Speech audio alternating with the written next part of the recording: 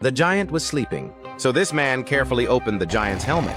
Jack then stretched a huge beehive over. The giant didn't notice. The two placed the beehive and closed the helmet, then ran away immediately. They hid behind a rock to observe, but the giant had no reaction at all. Just as they were puzzled, the giant suddenly woke up. He stood up and slapped his head desperately. Then he stepped into a puddle and fell heavily.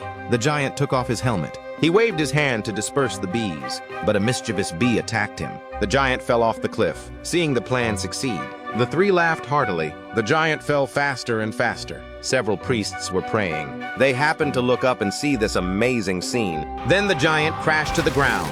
The king heard the noise. He quickly came out to check. The people also gathered around. Seeing the giant appear again, the king finally believed the legend. To prevent the giant army from invading, they had to break this towering vine to cut off the giant's passage to the human world. So the king walked under the giant vine. He swung his sword with force. Then the soldiers began to chop the vine day and night. As a result of their efforts, the root of the vine finally broke. Without the support, the huge vine was on the verge of collapse. When the giant army arrived at the cliff, the leader found that the vine to the human world had been destroyed. He roared in anger, lost the only passage. The giants were about to leave, but the leader's little head suddenly found a bag on the ground. Inside were the seeds of the vine. So the giant leader blew 5 seeds into the river in one breath. The next second, 5 huge vines rose from ground on the edge of the cliff.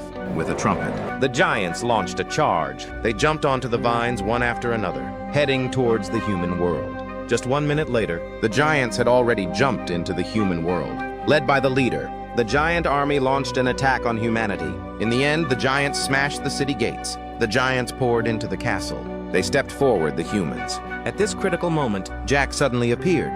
He put on the giant's magic crown. The next second, the giants dropped their weapons. They knelt on the ground one after another. Just like that, mankind was saved. So comes the question, do you think there are really giants in the sky?